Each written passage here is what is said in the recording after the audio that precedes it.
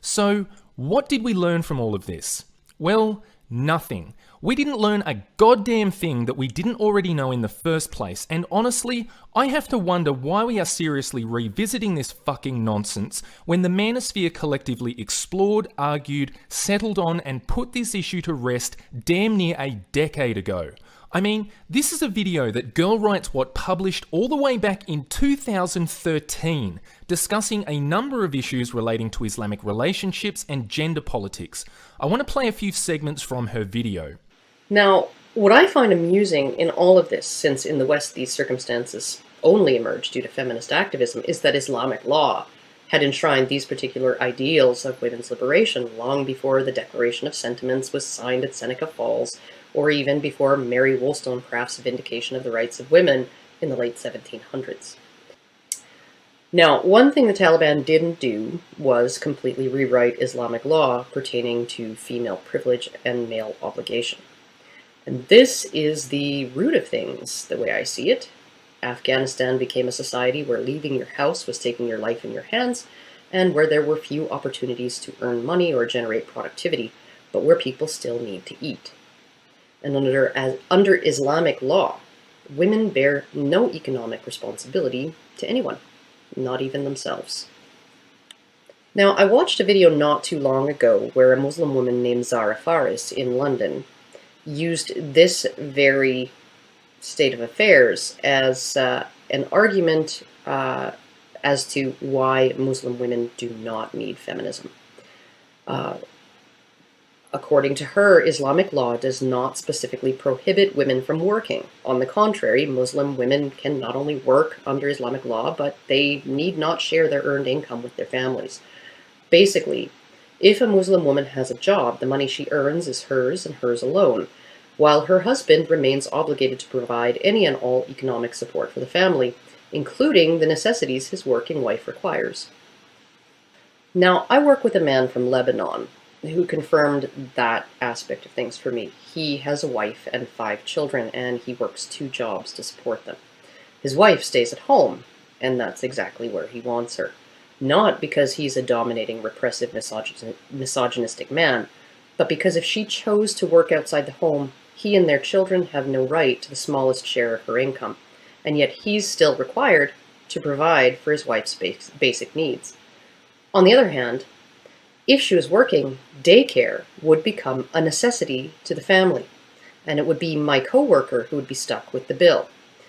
In other words, if his wife chose to work outside the home to pay for luxuries only she has any right to indulge in with that money, he would have to take a 3rd job to make it possible for her to do so. And I suppose a lot of Muslim women think this is just great when times are easy. Under Islamic law, a woman with a job can technically allow her own children to starve, even if she has the money to feed them. If those children do starve, it's her husband who will be considered socially, morally, and legally accountable for failing to provide them the necessities of life. And while I doubt there are many women who would actually do this, it's just the way it works. In Afghanistan today, a woman with a job she doesn't need, remember, is not just taking that job from a man. She's taking food out of the mouths of that man's wife and kids. If she takes a safe, easy job, as women are wont to do, then the man she displaces will have to take a more dangerous one.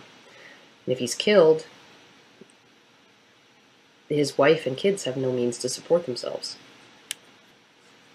And this custom is so strict regarding this set of entitlements and obligations that in Afghanistan, you can find 13-year-old boys whose fathers have been killed selling themselves as sex slaves to provide for their mother and sisters. Islam isn't right about shit. At the end of the day, Islam is the same transparent fucking scam as Western traditionalism. Muslim women get a free ride, while Muslim men and boys get shafted. That is what was being discussed by MRAs all the way back in 2013. It's disappointing to have to say this, but over the last half decade, the MGTOW community has gotten dumber. Substantially fucking dumber. This community's collective understanding of female entitlement, male disposability, and gynocentric society has regressed. As a community primarily focused on intellectual enlightenment about the human condition, we have moved backwards. This is not some new revelation. Everything I've talked about in this video is information that we should have already known off by heart at this point, but instead, 7 years on from Girl Writes What's video, we have supposedly red pill men running around like retards parroting stupid internet catchphrases like Islam is right about women. I mean, where the fuck did this idea even come from? The Western myth of Islamic patriarchy is entirely predicated on lies being spread by affluent Western feminist activists. It is the very same feminist lie about patriarchy and female oppression that we immediately recognise as total horseshit when that lie is told about the Western thots living in our own backyard. But for some reason, when those very same Western feminists tell the very same lies about Islamic patriarchy and the oppression of Muslim women, these supposedly red pill men will swallow that same feminist shit hook, line and sinker, opting for the starry-eyed belief that Islam must be some kind of utopian traditionalist paradise of hard patriarchy. It is not a paradise, it is a mirage. Muslim men are simpering, pussy-obsessed tradcucks, just like their Ameri-Christian counterparts. Perhaps even more so if we include the most extreme, militant examples of the religion. After all, I doubt there are many modern Christians willing to blow themselves up on the promise of 72 virgins in the afterlife. Correspondingly, Muslim women are greedy, disloyal whores driven by the same innate instincts as every other woman. The mirage of hard patriarchy and family stability simply comes from the fact that the ideology of Islam, like most extreme ideologies, tends to flourish in harsh, resource-scarce environments. This is not a case of religious traditionalism come to save the day. It is just that in a second world economy like Indonesia or a third world economy like Afghanistan, it is not so easy for a greedy whore to act on her hypergamous instincts. To paraphrase something that Girl Writes What says in her video, it is difficult to leverage others into giving you the entitlements that you'd like to enjoy when everybody is stuck living on the bottom tier of Maslow's hierarchy of needs. We have long since studied the shift in Western cultural trends over the last century. As quality of life and economic freedom and reproductive control has increased, so too has the divorce rate. In the case of present-day Islam, we see this very same shifting cultural trend mirrored with perfect clarity across the economic stratification of different human societies and geographies in which these modern Muslims reside. From a few hundred Muslim divorces happening in third world Afghan cities like Kabul and Herat, to the 20% divorce rate of Muslims living in second world Indonesia, to the 31% divorce rate of Muslims living in first world America. This trend is clear as fucking day. It has absolutely nothing to do with some flavour of religious traditionalism being right about women. It has everything to do with the mechanisation effect. This is monkey branching 101, gentlemen. Women, Muslim or otherwise, are pretty much the same everywhere, driven by the same hypergamous reproductive instincts. All women are like that. She's got the means, she's got the motive, but due to the economic pressures of differing human environments, she doesn't always have the same opportunity. There isn't always a branch within her reach to swing for, but mark my words, she is always keeping one eye on what's happening further up the tree. And when that opportunity does present itself, she will act on it. Make no mistake, the innate inclination towards pussy pedestalization with the eventual goal of societal and civilizational protection and provision for women still exists in traditional Islam.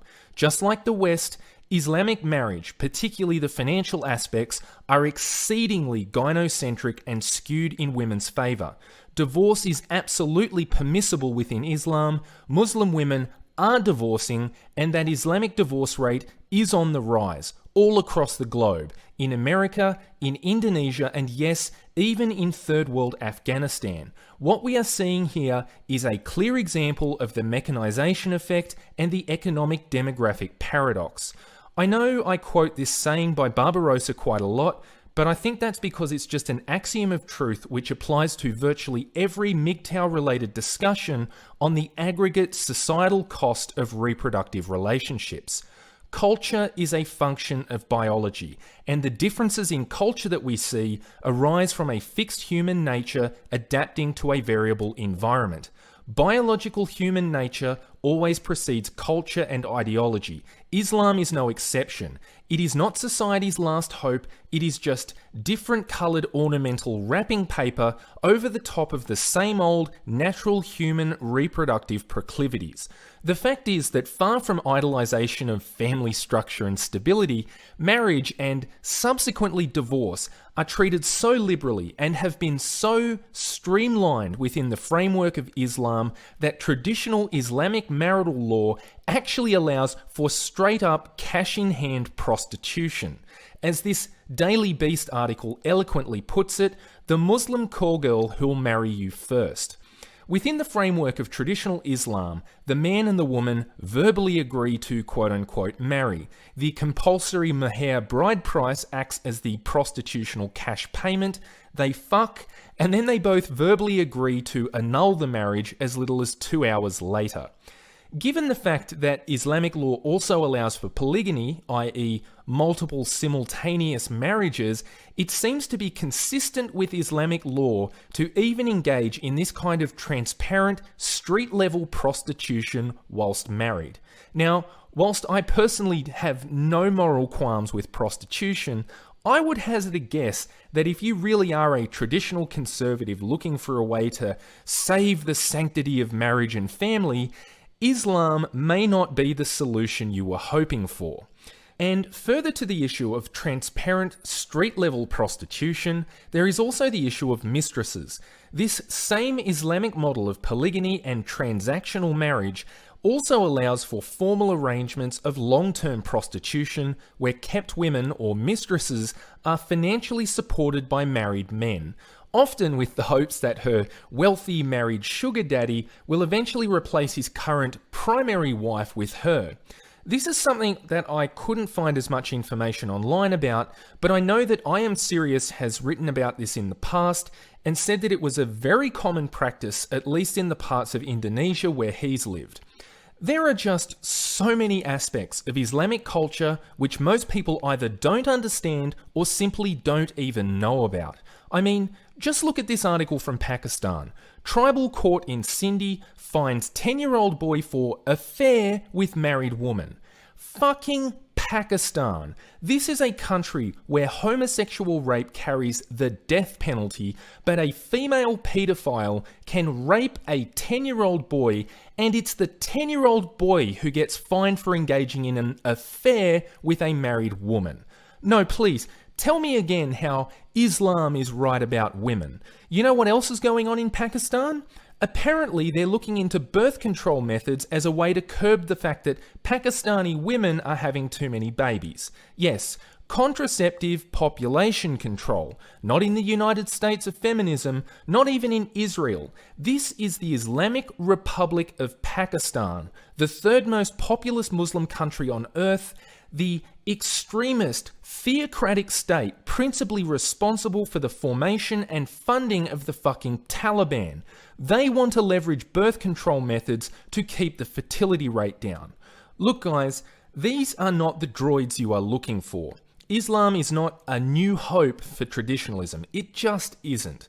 I would hazard a guess that for most people here, your understanding of Islam has primarily been informed by two groups.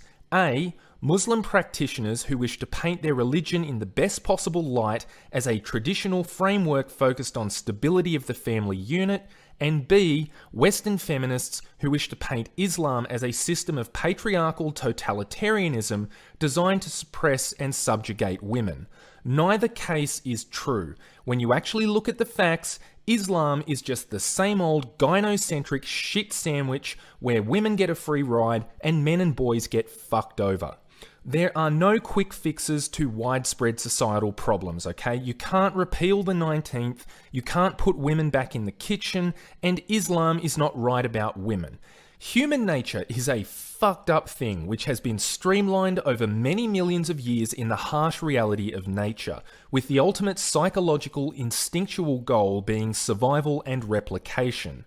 For most of us living today in the first and second world, resource scarcity and survival aren't really pressing day-to-day issues. Technology has pulled us up by our bootstraps, but every new technological advancement also seems to allow some new fucked up underlying aspect of human nature to be expressed just that little bit more. And men, being the biologically disposable gender, tend to find themselves on the receiving end of this. For those of us with our eyes wide open, this can be a difficult reality to come to grips with. We live in a world that at best is completely indifferent towards male suffering, and at worst, outright fucking hates masculinity and everything it stands for. Nobody ever said that trying to go your own way in this world was going to be easy. There are no quick fixes, there are no turnkey solutions to solve society's problems. And I really don't think that parroting bullshit like Islam is right about women helps the situation at all. You know what this is? You know what it really is? Islam is right about women is just another blue pill so that desperate, gullible men can go on clinging to the belief that maybe, just maybe, there is still hope for women and marriage after all.